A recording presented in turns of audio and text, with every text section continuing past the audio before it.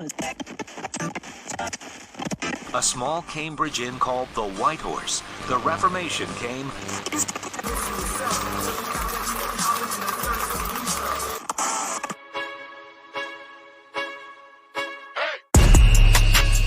Restless is raw, unscripted, reformed radio.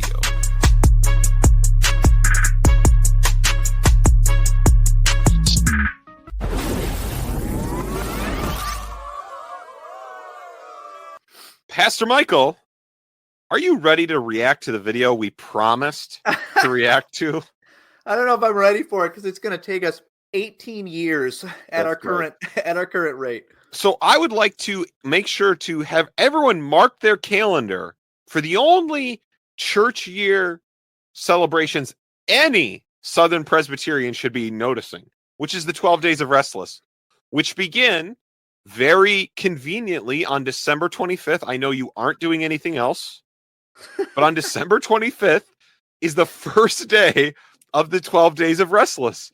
And we would love to wish you a merry 12 Days of Restless. We will have 12 days of consecutive podcasts. Pastor Michael, what could be better than 12 days straight of consecutive podcasting by us on these cold days around the winter solstice? Get a Yule log. I mean, 12 Days of Christmas is pretty good. I don't know. Whoa, Pastor Michael. I don't know if we can take that and say we're doing better. I don't know, Pastor Michael. I was beginning to think that the real Presbyterians are the ones who get to say things like, we don't even have a quick Christmas tree. Boom. Like, so anyways. You missed the part where you said the real Presbyterians are the ones that take pride in just being sticks in the mud by saying, again, we don't have a Christmas tree. Show me Advent in the Bible. Yeah. As Guys, we all just know. have fun. Just have fun. That's why nobody wants to go to your church. As we all know, our Christmas tradition is watching a Muppets Christmas Carol. Your Christmas tradition is telling no one to do anything. And then telling everybody about how you're not doing that. Doing anything. Yeah. So 12 Days of Restless, it's a good time. But Pastor Michael, today we are going to do one more political show. And then we're going to, I think our next episode is going to be about Big Eva, Little Eva, and you, as these things become more relevant. So look forward to that show before the 12 Days of Restless starts. Right now, you can sign up for the Patreon and get all kinds of excellent stuff. Pastor Michael, is this show brought to us by soap yet or no? It's brought to us by soap. Yep. So by this time, I will have recorded an advertisement that went out before the show. So you will hear it, where you can finally get, with a Restless discount code, some soap. So my wife for a long time has been making some high quality soap, all natural, no dyes, no toxic chemicals, anything like that. And you can find that at spindlesandscarlet.com. spindlesandscarlet.com. Again, there's going to be an advertisement for it. We'll include a link to it. But if you use the code RESTLESS, all uppercase, you can get 10% off of any kind of an order. She makes soap. She makes candles. There's all kinds of good stuff. I can attest that it is extremely high quality. Matt can attest that it's. I can too. I was going to say that. Let me, without any I have no reason to promote this, but I would like to say this soap is great. It is what I prefer to use to wash my hands, shower, everything. And so I'm a big fan of the soap, and it's good enough that I would order it myself. And so if you want soap that will be legal when RFK is running things, this is the soap for you. It's true. We're going to try to get him on as a sponsorship, like have him be the official brand ambassador. But yeah, so go to spindlesandscarlet.com. You can see some of what she's making, and you'll find right away. It's incredibly beautiful, incredibly high quality. My wife is a perfectionist, and so it's going to be good. Pastor Michael, should we watch this clip here with this nice little banner here? Let's You do see it. this one on the Oh, one? I'm you gonna got to fix fix it. the banner. Yeah, I'm gonna fix it a little. You should make all uppercase. I don't think it matters, Okay, but I think you should still do all uppercase restless. great, I think that's the coupon code. great. Because if you turn this into a clip, you can have it there the whole That's time. right. I'm gonna do it. I need to do it because my wife has constantly said, "When are you gonna make a restless ad?" Now that she's got everything ready How for about this? online sales, when are you gonna make the ad? Full screen there? How does that Beautiful. look? Okay, Love great. it. So we are going to watch a clip about if President-elect, speaking of an incoming administration, we're going to be watching a clip here to find out if the incoming president, Donald J. Trump, is a Christian, as it was assessed by a man who I remember boasting of his gifts of discernment, Pastor Michael. That's right. Man who Maybe had visions. he had a vision of this one. By one Mark Driscoll, if Donald Trump is in fact a born again regenerate Christian. Another clip we may do for the 12 Days of Restless will be Driscoll explaining what is Calvinism, which from modern day, that could be interesting. Pastor Michael, as we watch this, I think the interesting thing will be is what is he using to determine Christianity? I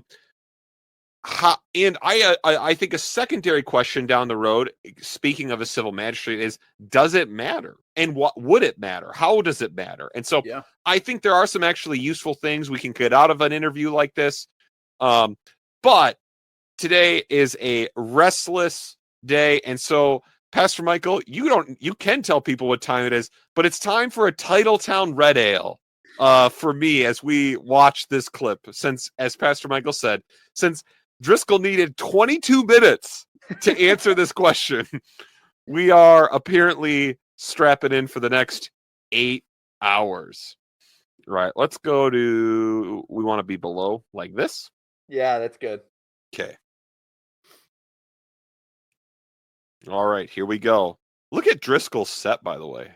Do you like his vote for Jesus? His Yeah. destroying the two kingdoms right all there. black office, all black Dude, walls. I do Interesting. like, I won't lie. I that is the kind of thing. That's almost like, guys, That's dream for you. don't ever give me money because it'll be an all black office. Right now, of course, I'm sitting next to a folded up card table with a clearly bad foundation wall behind me, but oh, he's got all of his books there on the shelf. Yep, That's I nice. see Real Marriage back there. Wow, there you go. Here we go. I just landed from meeting President Trump in Georgia. My wife Grace and I give you a little behind the scenes backstory. I've got a. Is the video off for you with his speaking? I don't think so. I guess I wasn't paying attention to his lips. I'm going to refresh it and we'll It's almost try it midnight. again. Just landed from meeting President Trump in Georgia. My wife Grace and I give you a little behind the scenes backstory. I've got to be up early tomorrow and didn't have time to record before we jumped on the plane. It was about a week ago. I got a call from Pastor Paula White, and she is. Let's take a quick pause Wow. there. Whoa. Whoa. Okay. Driscoll's Paula White has Mark Pastor. Driscoll's full. Pastor Paula White. And he said pastor too. Yep. Wow, guys. Okay.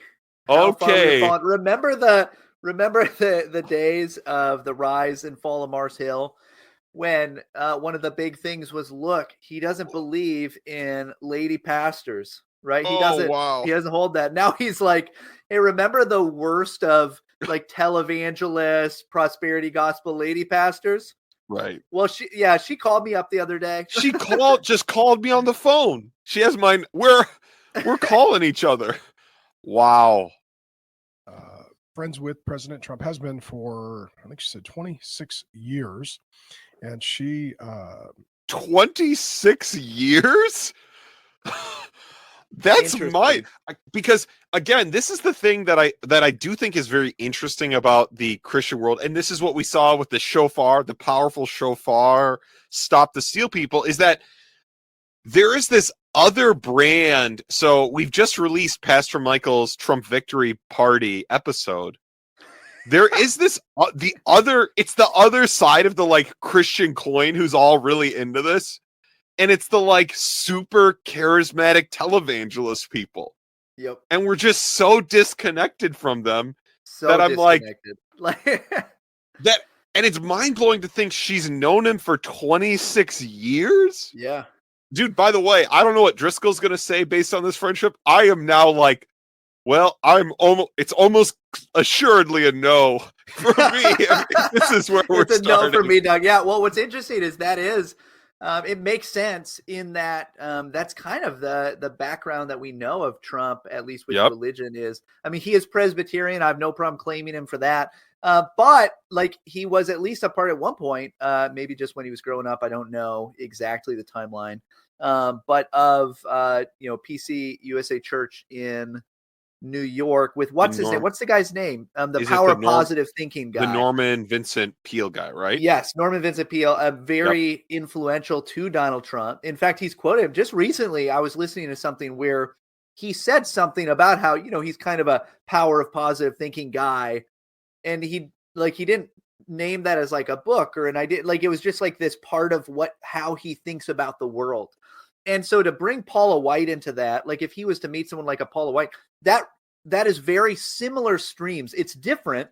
It's admittedly different, but it is similar streams. There is overlap between those two things, the kind of prosperity, charismatic side of things with the more, name it and claim it, maybe more kind of self-advancement kind of stuff that happened maybe more in the main line, whereas in the more kind of evangelical world, the offshoots of the evangelical world took it more down the road of the prosperity side. Right. Norman Vincent Peale, his most famous book is The Power of Positive Thinking, which is the mainline version of the prosperity gospel, right? Yes. That like, it's more psychological. Yes. I don't know if he was really a very much of a supernaturalist at all, but right. Yeah, I'm not the sure. Charismatic wing of it is right. That's the name it and claim it, right? But this is that through positive thinking, I can, change whatever. So, exactly. All right. So maybe that's how Trump knows her, which regardless was interesting. And I don't know where this is going, but he's looking at his little notebook. So we better let him talk for more than 20 seconds. Invited me to come to an event that she was hosting and leading, and I was honored to do so. It was really actually a good day, a great day. And it was hosted by the National Faith Advisory Board. I've got a few notes in my backup brain.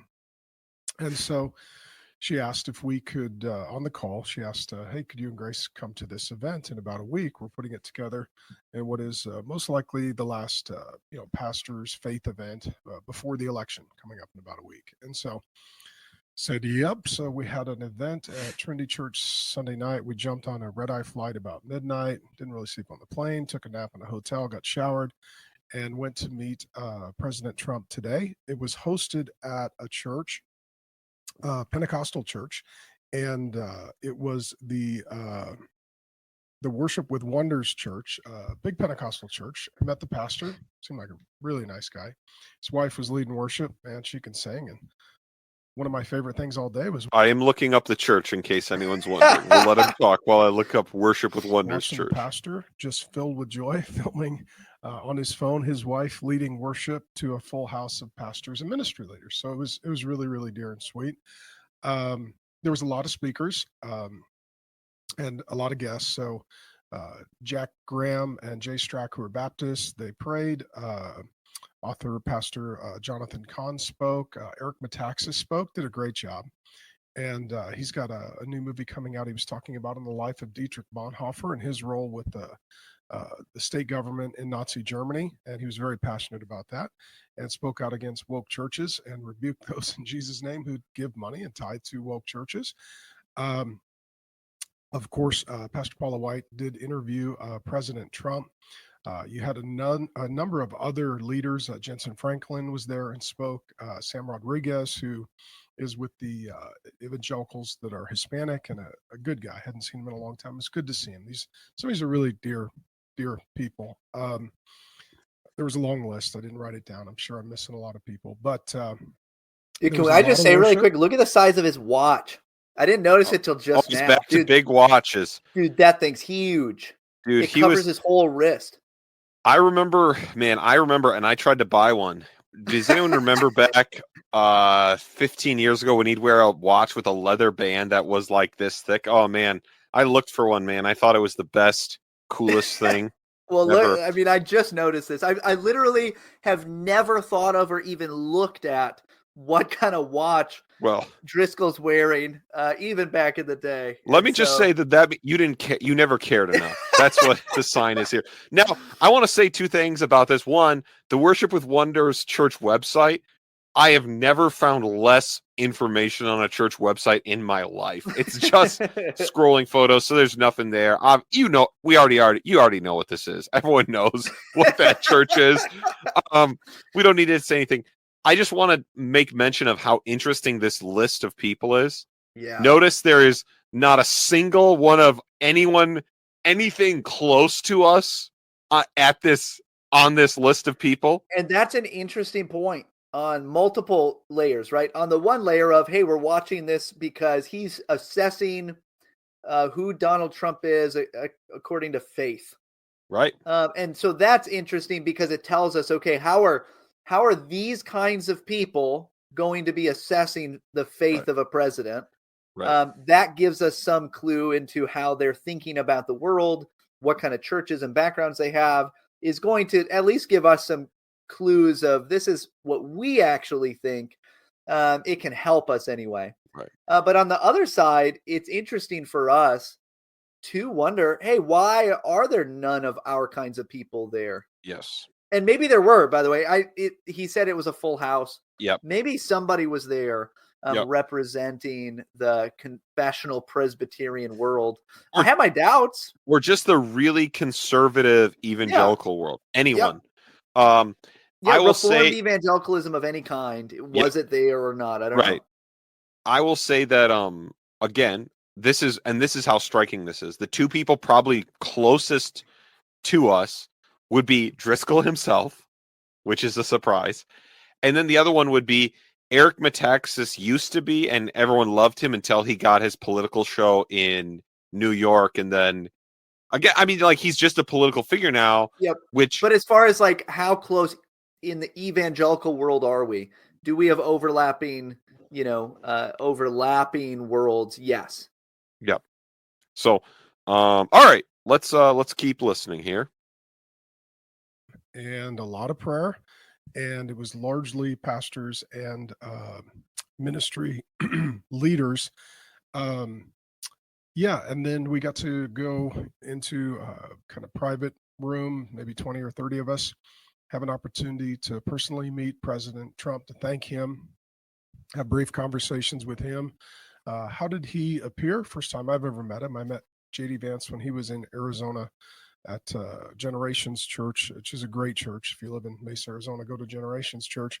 And J.D. Vance, Matt's looking it nice up. guy, Catholic, believes what us, other Christians believe, plus a few things that the Catholics believe. J.D. Vance, humble, nice guy, bright. So here's the summary of the difference between Protestantism and Roman Catholicism from Mark Driscoll, Soften with Years. They believe everything we Christians believe, and then a couple extra things that the Roman Catholics believe. That's the summary. A+. A+. It was nice to meet him. Very normal backstage. Thank you, Charlie Kirk, for that opportunity. And President Trump, how did he come off? This will probably shock you. And I just spent a little time, backstage in a room with the man that, I'm hoping is the next president of the United States of America. How did he appear? You got it. Yep. You got it. Generations Church, a megalo, multi-site, super charismatic thing. There you go. I think we're going to notice a theme here, by the way, along the way. So Driscoll has so far stamps of approval on the faith of Paula White, wild charismatic churches, and Roman Catholicism. So we'll see. We will see if Trump can cross the bar. Really relaxed for a guy who's going through everything he's going through. Seemed really chill. Very mentally alert, shockingly so. Throughout the event, remembered the names of those who were present and guests and their stories, and very sharp. Really joyful, smiled a lot, good sense of humor. Doesn't use the teleprompter or notes, and he was just talking to us freely. Also, I would say kind, came off as really caring for people and was present and likable, actually really likable. Seems like an enjoyable guy. Seems like the kind of guy, like if you had chicken wings, a beer, and we're shooting pool, he'd be a really good way to spend a Friday night. That being said, Notably, he though, shared- President Trump does not drink. Right. And also notably, this is pretty much how everyone who interacts with him personally describes him. Yep. This is pretty much, yeah. Heard a little bit about, kind of what he's working on, and just was verbal processing as he usually does. And I recorded a lot of that on my phone, which they were kind enough to allow me to do. If you take a look at everything that we've done, they want to put an end to it. And we made tremendous progress. Well, look, 3 Supreme Court justices. Yeah. 300 judges all over the country, 301. Yeah. And it's made a difference. Look, but I'm with you people, and we're going to do a lot of things. We're going to set up a faith office in the White House. Paula White is fist pumping that news. Very excited. Guys, just so everyone knows, if you're a Christian nationalist, your Christian prince is likely Paula White. Just so you know. No, your Christian prince's chaplain, right? I would assume Donald Trump is a Christian prince. Paula White is the chaplain. She's the faith leader of the nation now, Matt. I mean, I don't know what to tell you, but that's pretty clearly, because Driscoll is in the inner room with the 30 whatever other people who get to be close. Paula White is 6 inches from him, right? Like, I have a limit as to calls. I don't know how many calls I'll take, but we'll have a limit of 10 per day or something. I know these people, they'll call me a lot. Then he was interviewed by Pastor Paula White. And that was kind of the sort of the crescendo and highlight of the event, and talked about some of his upbringing in church and some of his relatives and immediate family members who were church members. And the question that many are asking is, what does he think about God? Well, it definitely seems from that interview and others that when, the assassination attempt nearly took his life, he really has come to realize that there is a God who is over our affairs and is working through the details and preserved and spared his life. And so it seems to have brought a God consciousness to the forefront of his mind, and also has him more grateful for life and God preserving his life. And he said that that's what his sons, basically Eric and Don Jr., I think it was, told him as well, like, God was involved in this, Dad, because you shouldn't be here. And so he's grateful. He's grateful in that regard. For those of us who are evangelicals, he doesn't use the evangelical language. I was born again when I repented of my sin and received Jesus Christ as my Lord and Savior.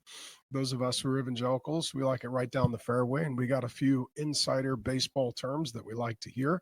I don't think that's his necessarily language and understanding. In addition, for the record, language of being born again is something that Jesus himself said. I just want to make clear, it's not just evangelical language. So you're saying, Driscoll said he has a quote unquote God consciousness. That's a clear biblical way of talking. But this, don't get me into the he's my Lord and Savior. If you confess with your mouth, I don't know, that's a little too much. Oh, don't push me. Don't push me. He's got a God consciousness. But is it good that there's some sense of divine oversight when you're saved from an assassination? Yes. Question is where that goes, right? Like, where do you go from there? Can that be a kind of, turning of the mind in some way? Hopefully, but that's what we want to hear, right? Like, that's what we want. Well, because again, I think, let me use a biblical example, not of Trump, but of just thinking about this, because We've been doing some stuff in Isaiah this December. No reason, by the way, unrelated to time of year.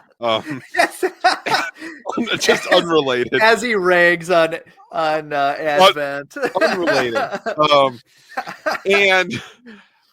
And so I've been listening to some historical stuff on. We just do it when we light the candles. We just he says. Yep. And so we so I've been thinking about the ancient world. And so obviously Isaiah begins in the Assyrian Empire. Like, those are the bad dudes. They're so bad. So, and like, they are interestingly villainous that the entire ancient world hates them. Yep. And they all love, so they get toppled by the Babylonians, and the Babylonians get toppled by Cyrus, who everyone in the ancient world loves. Yep. Now, it's the way Dan Carlin, who, if you're like, I want to listen to something about this, like what covers a lot of the Old Testament into the New Testament, Dan Carlin covers, I think they're still free. So here you go. They're called the King of Kings, and he is covering from kind of Assyria, but he's covering it so he can get to the point where the Persians fight the 300. So again, a lot of the background is useful if you're. And he will say things like, "Here's what the Bible says," and now it obviously didn't happen that way. Yeah, well, because he's a secular historian. It's so helpful though, because he'll literally quote like, "Here's the Bible's take on this." Yep. And then be like, now we know that didn't happen. He has no reason for saying that. He doesn't tell you why. Yeah, he does. Like, again, right? He'll be like, but what's interesting is, so everyone in the ancient world loves Cyrus, who's a pagan Persian emperor. But Cyrus, obviously, and as we know from Ezra and Nehemiah, famously sends the Jews back to Judah, famously helps pay for the temple to be rebuilt. And Cyrus did for basically all religions, right? Virtually all religions. Because we don't know why, and this is what's so fascinating, because he's still part of what Dan Carlin calls the black and white period of history, where there's just so much we can't see. We don't know why. So modern historians, of course, theorize all kinds of why would Cyrus do this. And it goes from, was he actually some sort of historian, like some kind of humanitarian type figure, or did he know this would be an effective way to rule, right? It kind of doesn't, and again, it doesn't really matter. For the purposes of what I'm saying, I think it's in Isaiah, Cyrus is the only non-Jew who's ever given the title of Anointed One, which is where we get the title Messiah. Yeah. And I don't think the Bible gives us any reason to think that Cyrus was secretly some kind of proselyte of Judaism or of the prophets, but that for some reason he was so used by God, and we can understand how. Like, he restored the temple, the people, the God of a nation that's like the size of a county in Wisconsin at his own and that God so worked providentially through him, that and so it's just like, right. I think Cyrus, in many ways, in the Old Testament economy, he is the ideal pagan king, right? Yeah. What the things we learn about him from the Bible, not from general history, which we learn very little. He is the ideal pagan king. And so just even thinking about what you're saying, that like, well, being thankful, having an idea that I should have a faith office, like, I'm just wondering, like, does it even, like, for this, because again, for his individual soul, right, which matters, Donald Trump's soul, your soul, Driscoll's soul, Paula White's soul, all of these people's souls do matter.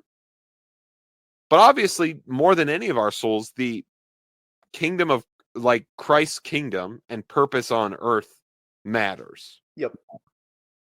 And so just, again, that's me rambling. So I'm done rambling on Cyrus. Matt, you have, I don't know if you realize this, but you have come just 4 to 8 years late to what all of the charismatics like Paul. I know this is what they were all saying. They were, from the beginning, they were saying it.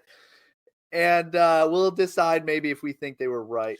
Maybe we won't say it yet. because what I just think is I just think the interesting thing is if we're making any of that kind of analogy, it actually does not matter his actual sincere Personal religious belief. beliefs. There's a difference between personal belief and public policy and what you do and Right. how it affects the church. And the and people you of could God. use this application for someone like Constantine, Yep. right? You could use this for all kinds of figures throughout history. Man, it's such an interesting thing to talk about that maybe we'll have to save for another time. Just the idea that is it possible that the charismatic evangelicals were able to see a parallel in the way that you're seeing it long before a lot of other people, Right. and why that would be if they did, right? And obviously they believe a lot of wacky, wild things Right. about President Trump. I'm shocked none of them think he's the Antichrist. Like, I just, I would think if you believe heavily in the Antichrist and that we're near the end, I just assume you'd kind of think he could be the guy. He got hit by a bullet. He stands back up. There's something to it that I wonder if you would think that. I don't believe that. And so I don't, it doesn't bother me that you don't see the parallels, but I do wonder why that is. But I do think it's possible, at least, right? At least a hypothetical to think about, that charismatic evangelicals, because they still hold very clearly to the supernatural working of God in the affairs of men, which should just be a Christian belief, by the way, right? The providence of God as he works through the affairs of men, as he draws the nations to himself. Like, history isn't over. God is still at work in it.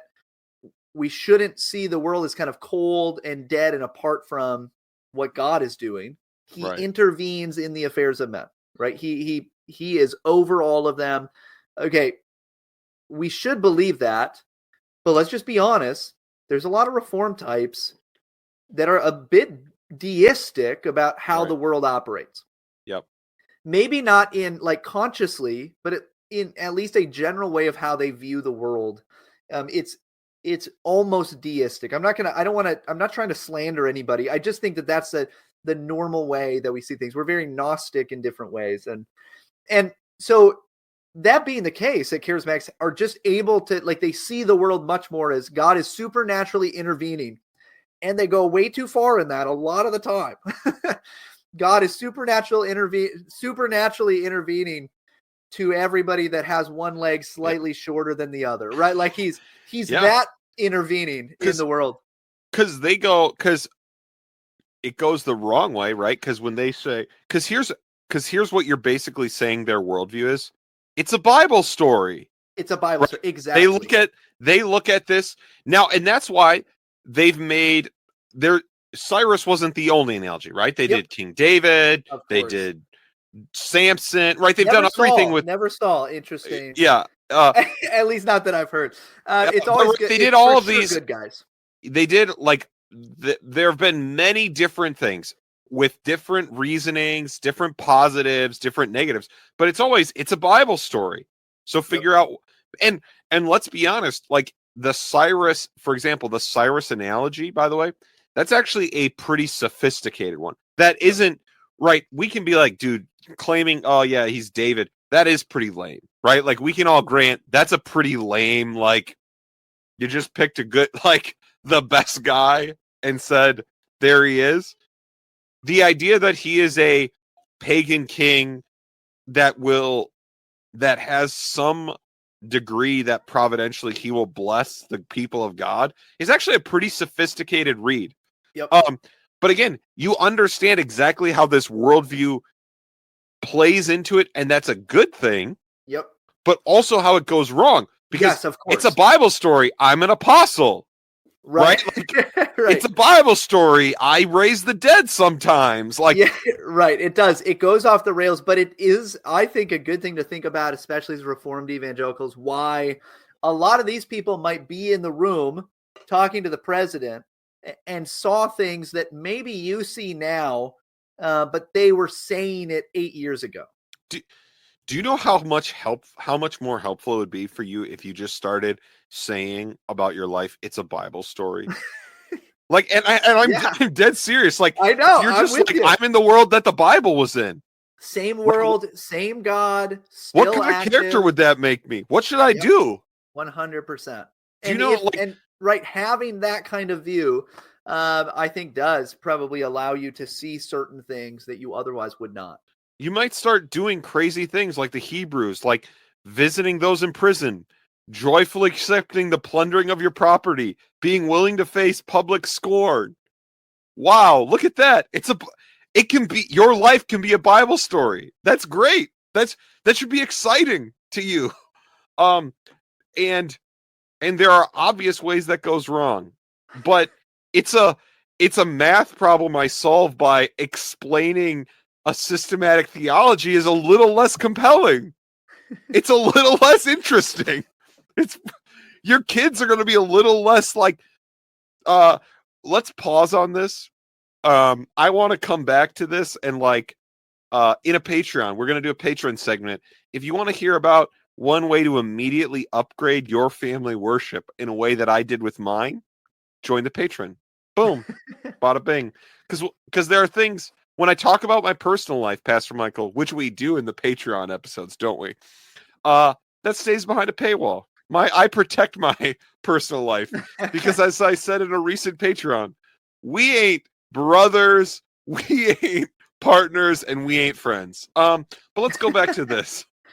Also, it only takes you $3 to $3. Listen about Matt's personal life and then post that online somewhere. You can post it online.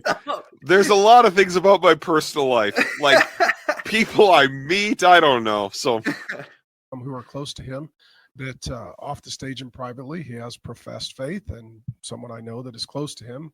I wasn't there. I can't confirm it. He was perhaps baptized as well. None of that came up in the conversation. Would have been interesting if it did. He was perhaps baptized off stage. Dude, if he was raised in a mainline Presbyterian church, the man was baptized at some point.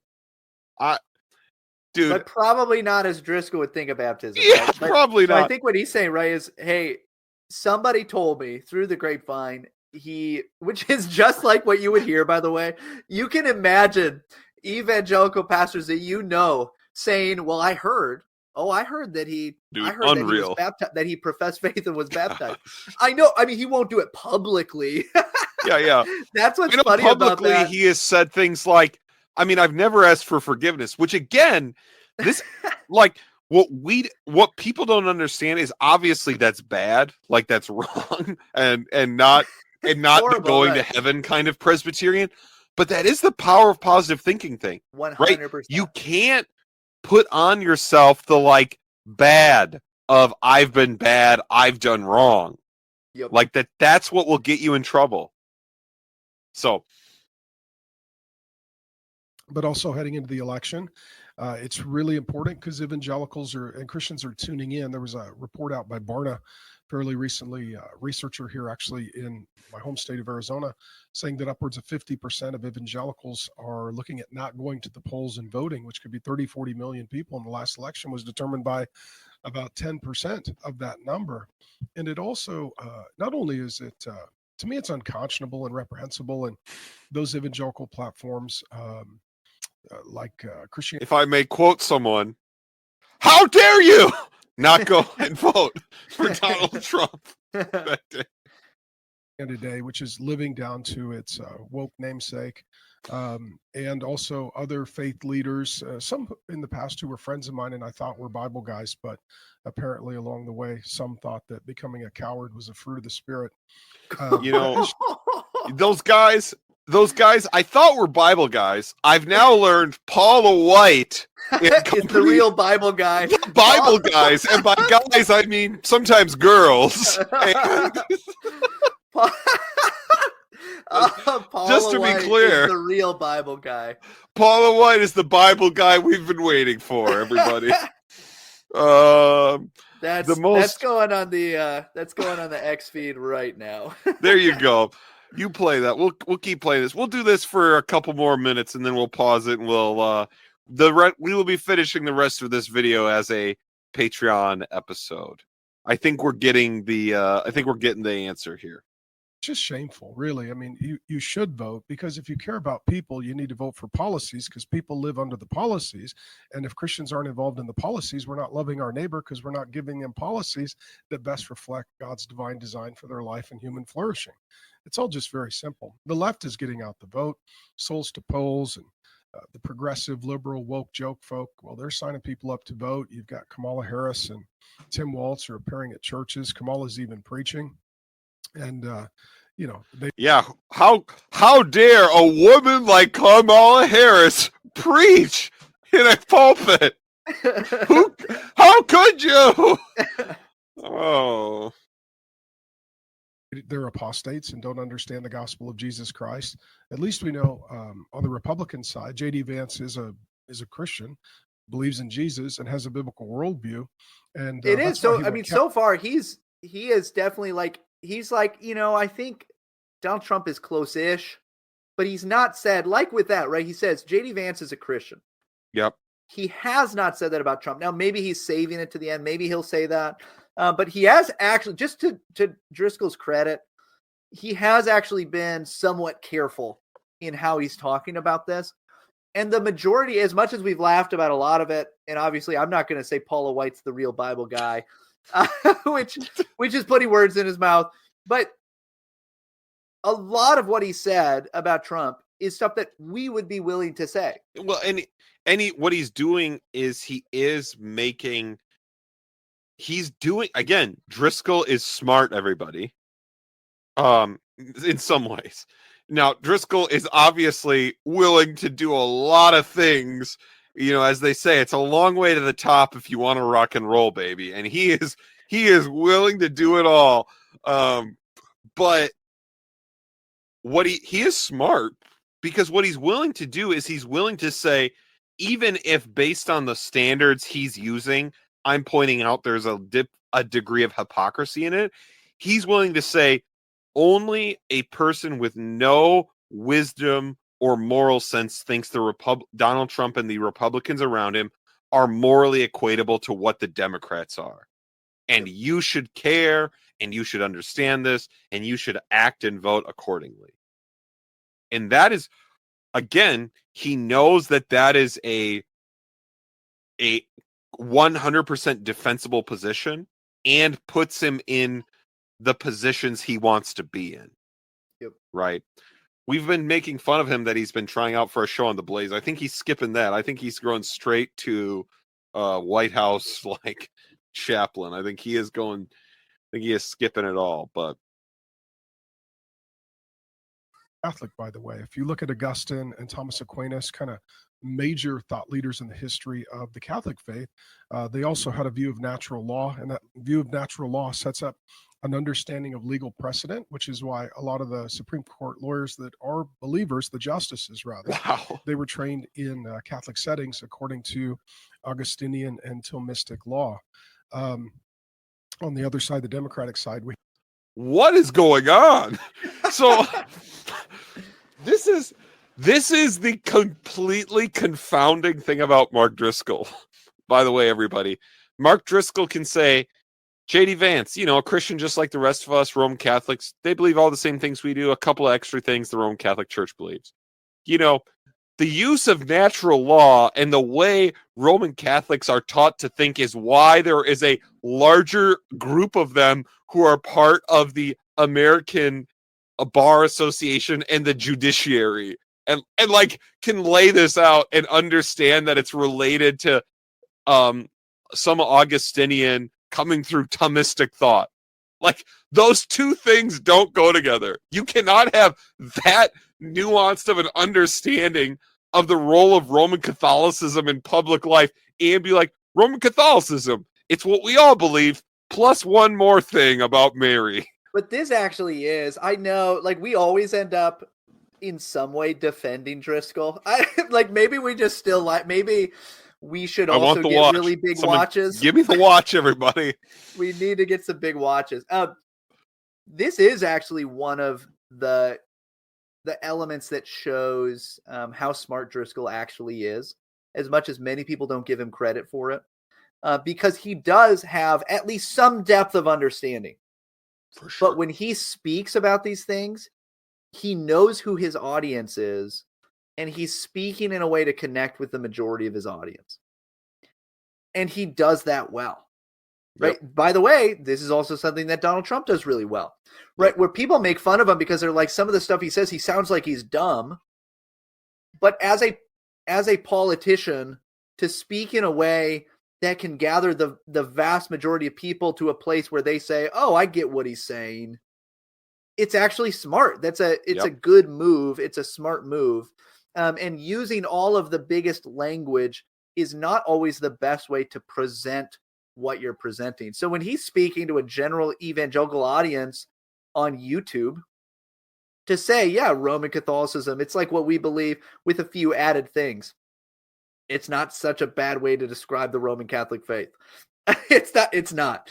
It's not the worst. It's obviously not a nuanced or that deep understanding, Right. but it's not a bad way. And then to also be able to say, on the other hand, hey, the kind of legal system that Roman Catholics are really brought up into from their youth, if they're really engaged, which obviously most of them are not, but like if they are, then actually that is the same worldview that helped to birth the modern legal system out of canon law and things like that. And so you can make that jump, right? You can actually make that jump and say, look, it makes sense that they, as opposed to say evangelicals, who are as far away from that kind of thinking about the world as you could imagine, it makes sense that they would occupy a much more robust place in the American legal system. Yeah, I agree. I think that it's smart. It's smart. The answer the question you should always be asking is, why does this work?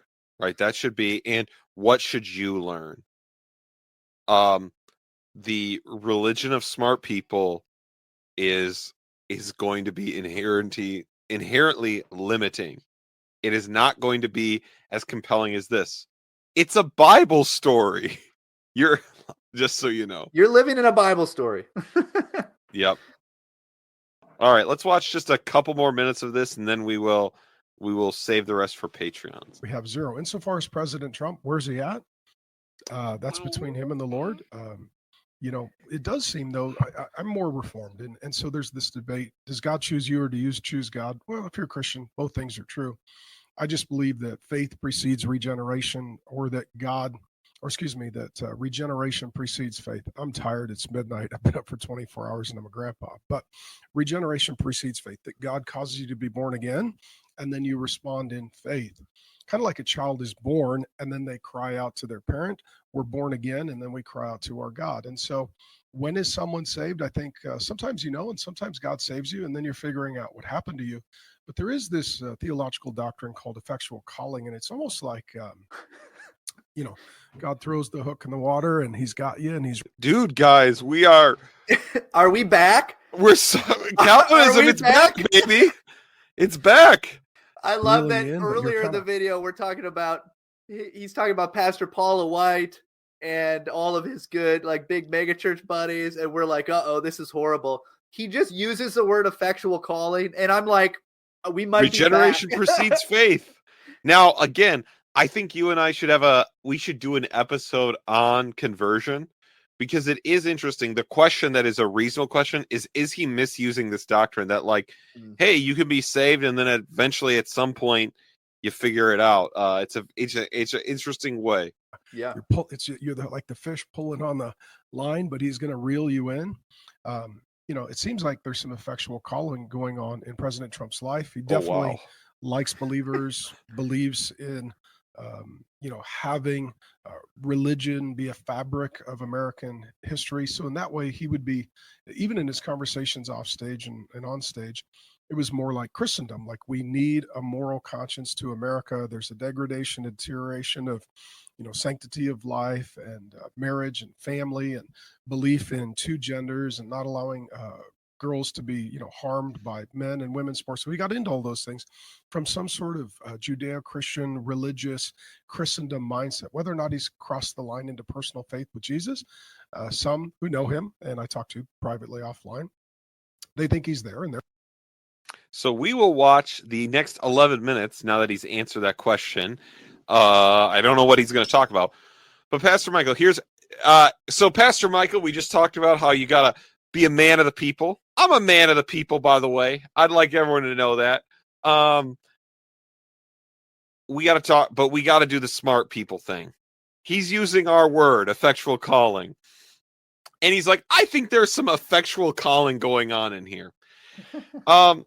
If I may be so bold, the invisible operation of the Holy Spirit is not something Driscoll gets to claim. And even the things he's citing, by the way, this nation needs a moral conscience. This nation must be right with God. There are two genders. Life is sacred. Right? These kinds of things. This is what going back to our favorite Roman Catholic thinkers who are all of our judges in town. This is what we would call natural law. Nothing like what Driscoll says. And again, it's good because we're so far, like we've been so blinded by sin. Great. Like that's a good thing. Yes. It's not bad, right? What Matt is saying is not, oh man, that's a horrible, bad thing, right? Nominal belief of some kind is evil. Nope. I wish we didn't have it at all. None of that. I'm not saying that. No, I'm saying this is not a Ray Ortland situation yeah. that Matt is walking himself into. I am not saying that. I am saying that it is indeed true that because of our sin and the clear judgment of God, we have had leaders blinded to what should have been available by all natural faculties.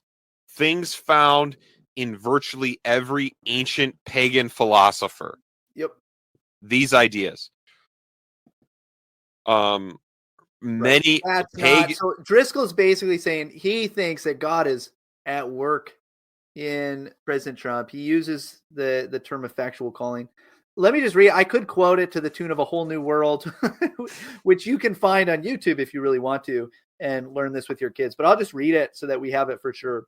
But just think about what Driscoll just described and then listen to what effectual calling is. This is from the Westminster Shorter Catechism, question 31. What is effectual calling? Effectual calling is the work of God's Spirit whereby convincing us of our sin and misery. We've already talked about that, right? Do you need forgiveness? Nope. Okay, well, you're like, that's out. Convincing us of our sin and misery, enlightening our minds in the knowledge of Christ, and renewing our wills. He does persuade and enable us to embrace Jesus Christ freely offered to us in the gospel. Okay, that is what we want to see, by the way. I'm not saying this because I'm like, man, Driscoll's wrong, and I hope that never happens to President Trump. I hope that is happening to President Trump, by the way. I really do. I hope that's happening. I hope that the people that he's around, even if they themselves are preaching Christ out of selfish ambition, I really hope that the gospel gets through, that he hears it, that he receives it. I think that would be awesome. I think that'd be wonderful. It doesn't sound like what's happening necessarily. Right. At least not what you can see. Again, when the reason it is useful is because there's a very evangelical move Driscoll's making that's actually a very negative one. We are often desperate to preach people into the kingdom because they were a good neighbor who house sat for us. Right?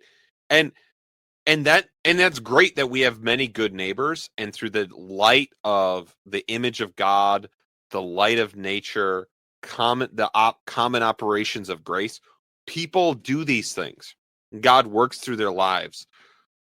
But when we talk about salvation, we have to just be clear, right? When Pastor Michael, if we want to say, while I'm seeing signs of effectual calling, we have to say that has to include a forgiveness, a conviction of sin, of a desire to take Christ offered in the gospel. And that doesn't equate to, well, once you've taken Christ as your savior, you'll be great at government, or if you don't, you'll be horrible at it. But when we are using the categories of saving faith and God's special work of redemption, we need to know what we're talking about, right? That's why even the joke I made earlier about his little vote for Jesus thing, we've collapsed the two kingdoms. Mhm. Jesus does work through men who, like Cyrus or like others, you're in a Bible story. Jesus works and has a will that he can enact throughout the world. And sometimes it brings persecution on the church, and sometimes it relieves it. And we should be happy that it relieves it, by the way. So no more hating on Constantine along the way. There's another freebie for you, everyone.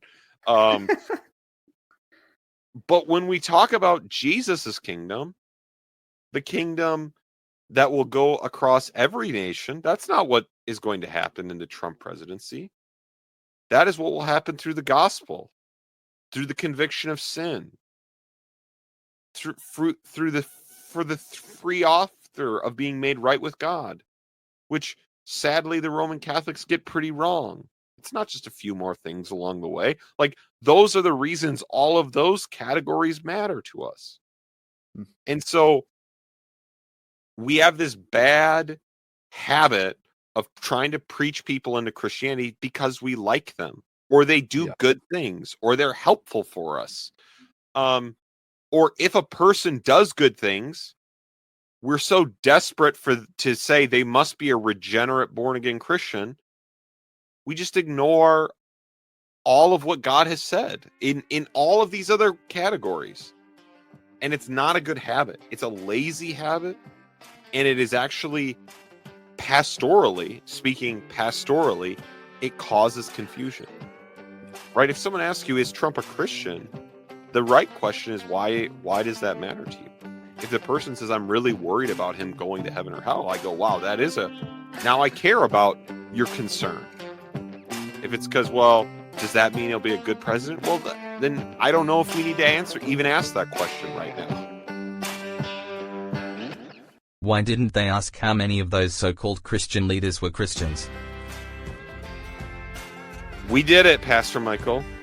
We didn't do this whole video, by the way, to be very to explain. No, but we got close to halfway. We got about halfway through. And we got his answer. He's probably a Christian. You know, there are some friends I know who have talked to him off mic, off the record. He's confessed Christ before the off-record, grapevine people. And so I'm pretty sure he's a Christian. Join us for the Patreon. It's a good time there. It's for Patreon. And get some soap. Christmas is coming up. Get some soap. Spindles and Scarlet.com. Use the promo code RESTLESS to get 10% off any order. That's right. 12 Days of Restless coming at you. Signs of effectual calling. You're in a Bible story. All the good things. It's a good time. We're having fun.